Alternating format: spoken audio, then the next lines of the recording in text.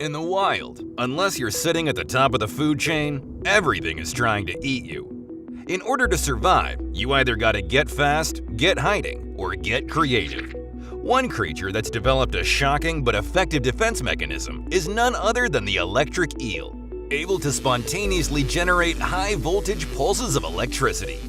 So what do you think happens when a vicious predator like the caiman, the Amazon's equivalent of a crocodile, tries to take a bite out of an electric eel?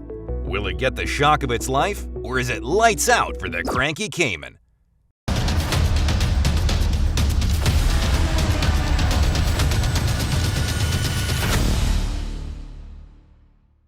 If you've ever put a 9-volt battery on your tongue, you'll know that electricity tastes terrible. There's also that unpleasant, painful jolt in your mouth, kind of like licking an electric fence. Now imagine ramping that battery up from 9 volts all the way to 860 volts. And you're starting to get an idea just how much biting an electric eel sucks.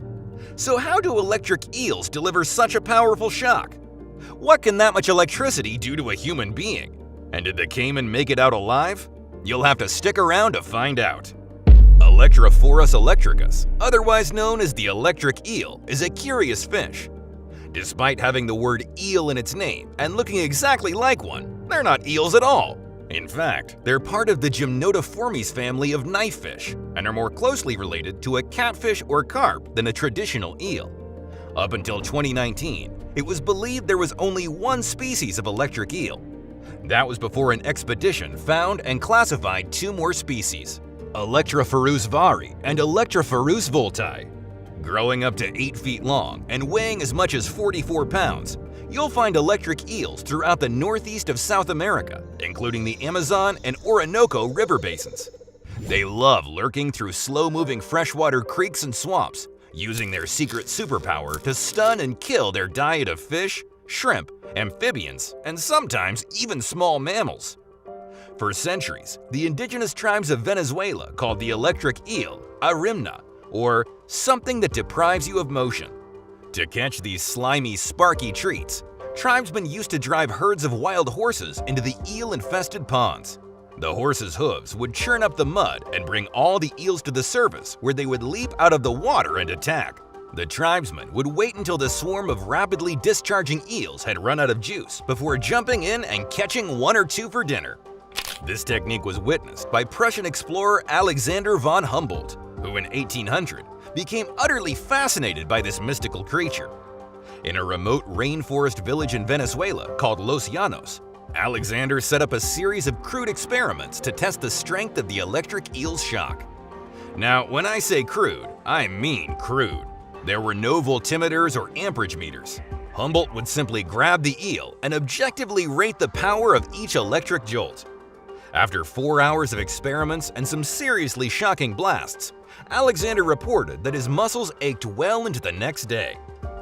Despite knowing that electric eels packed a seriously heavy electric punch, it would be at least 100 years before scientists would figure out how they did it.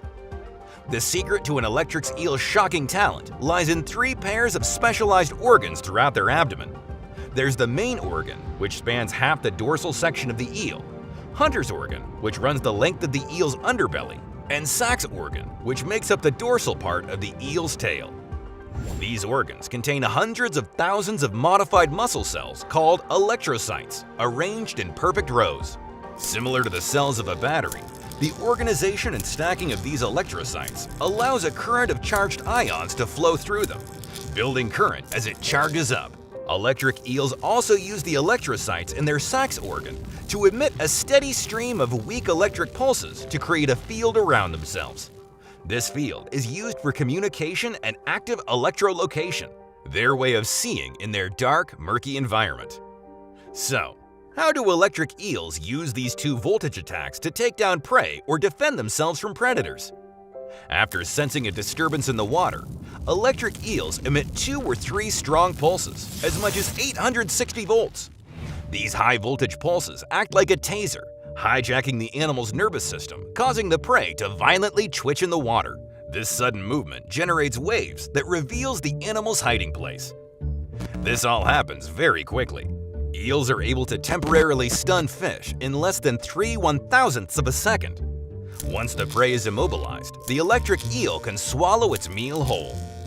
Oh, and if that's not terrifying enough, by curling up, the electric eel can actually make the discharges even more intense by overlapping the electric fields generated at each end of the electric organ.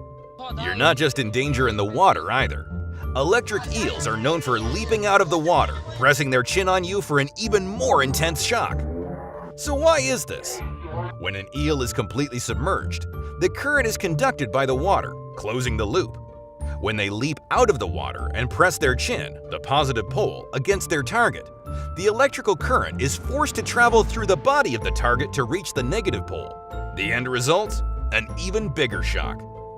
Scientists measured this in an experiment using a prosthetic arm fitted with electricity sensors that lit up when activated.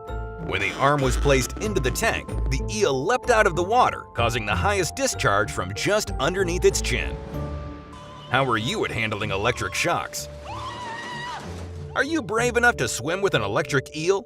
Let us know in the comments below.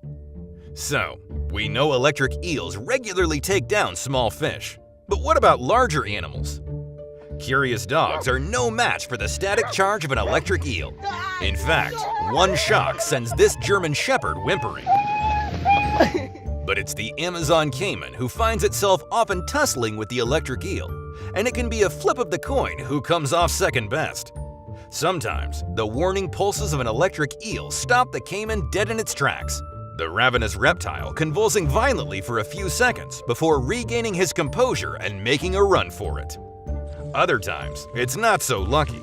If a caiman manages to get a decent bite on the eel as the high-voltage shocks are discharged, his jaw clamps shut and the pair are locked in a shocking stalemate. Every one of the caiman's muscle fibers spasm uncontrollably before the reptile's heart finally gives out. So, could an electric eel kill a human being? We've long been testing how powerful an electric eel's shock is, and despite being mildly unpleasant in a laboratory setting, there doesn't seem to be much harm to wiring yourself to an eel or touching one in a tank. While there are reports of people in South America drowning in shallow water after being shocked by an electric eel, to date, no one has officially been declared as being killed by an electric eel. So maybe you could handle one electric eel. But just when you start thinking about going for a swim in a Venezuelan swamp, think again. A recent research expedition in the Amazon discovered that electric eels actually hunt in large packs and work together to deliver a supercharged volt of energy to attack and disable their prey. Up to 100 eels form a massive prey ball, circling their prey and repeatedly shocking them with insanely massive amounts of energy. I think I'll stick to the beach. It's easy to see why electric eels are called the taser of the Amazon. This slippery shocker is more than just an annoying zap of static electricity. Unless you're a fan of electro-torture, it's probably best to stay out of the water. Thanks for watching. If you enjoyed this video, please make sure to drop a like. And if you're not already subscribed, go ahead and tap that big red button and notification bell. See you all next time.